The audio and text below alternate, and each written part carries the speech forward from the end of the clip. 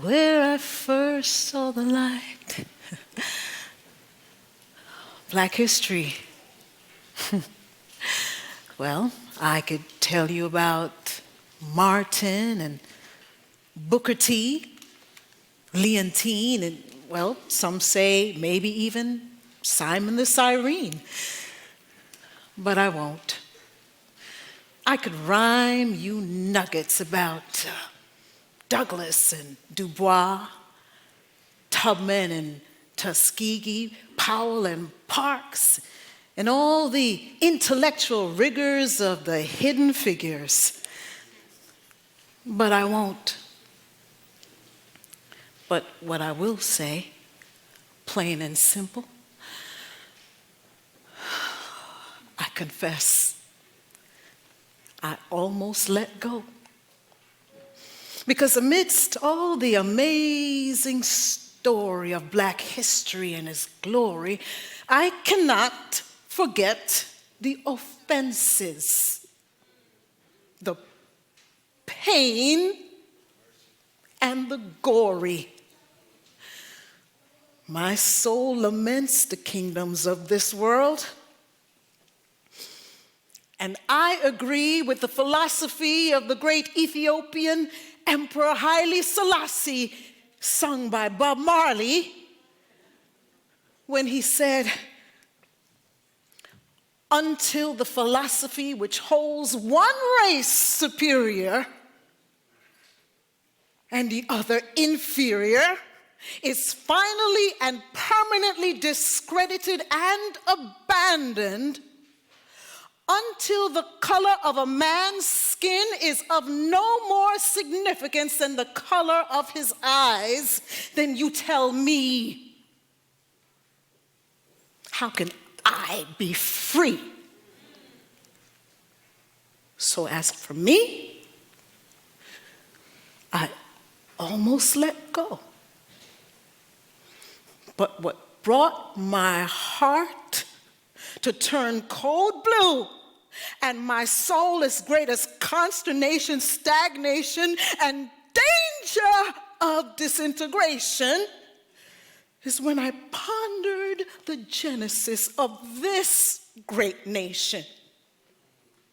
How those who championed my degradation and didn't defend me said that they were acting on behalf of the Almighty.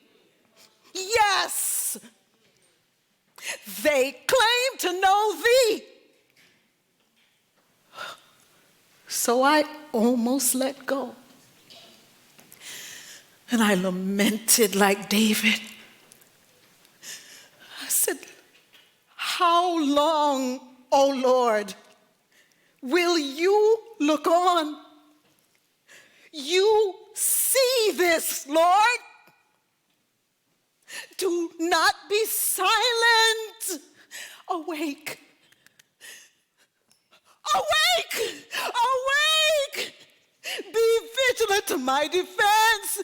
Be vigilant to my cause. My God, my Lord. Defend me because you are just."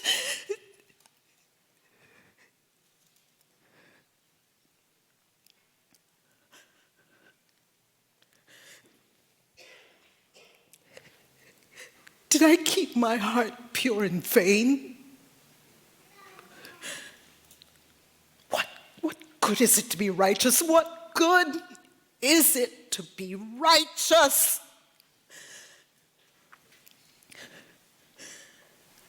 I was at the end of the rope. I couldn't bear to breathe, about to let go. No longer wanting to grieve. When I heard the voice of a man cry, my God, why hast thou forsaken me?" And then I looked beyond the horizon and I saw two thieves with a man in the middle hanging from a tree. And then he said to me, he said, I know what it is to be forsaken. So give your grief to me. He said the kingdoms of this world, with their pride and their power they wield, and they always strive to keep an uneven playing field. But I have overcome the world, and I have withstood the test of the temptation of pride from the devil, so that in my kingdom, at the foot of the cross, the ground is level. He said, in my kingdom, there is no Jew, there is no Greek, no male or female, no slave, no free. No one can think more highly of himself than he ought, so he can revel, because in my kingdom, at the foot of the cross, the ground is level. He said, come to me, for you are burdened, heavy laden, and bound. Take off your shoes, beloved, for at the foot of the cross, it is holy ground.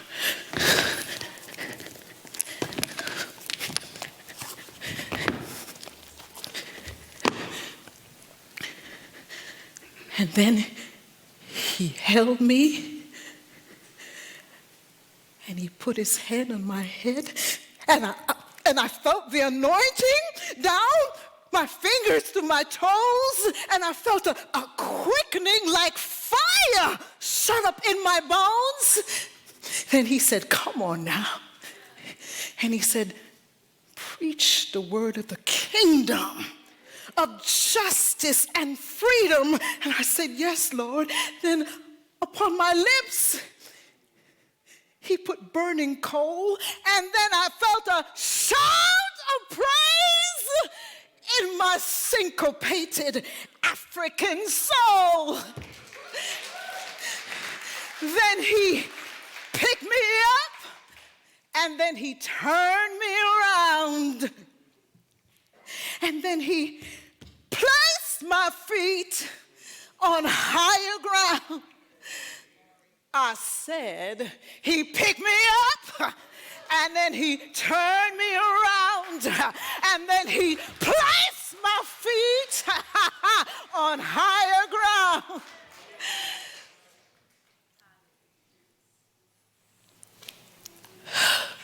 At the cross,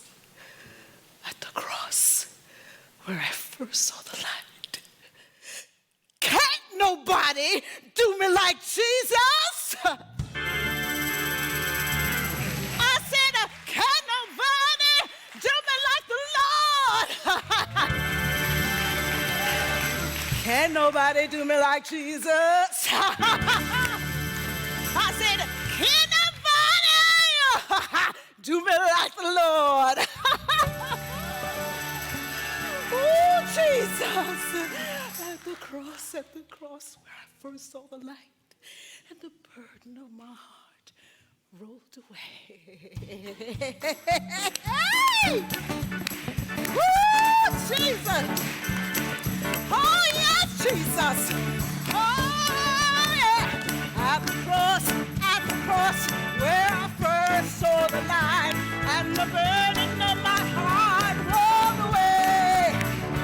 It was there by faith I received my sight, and now I am happy all the day.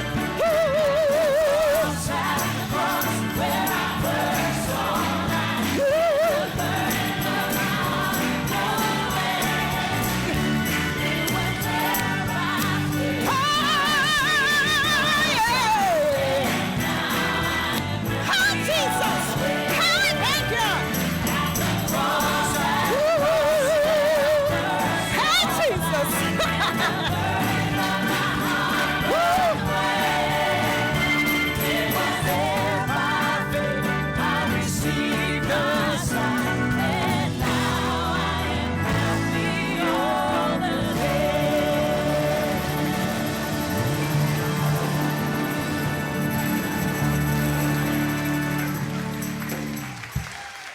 Amen.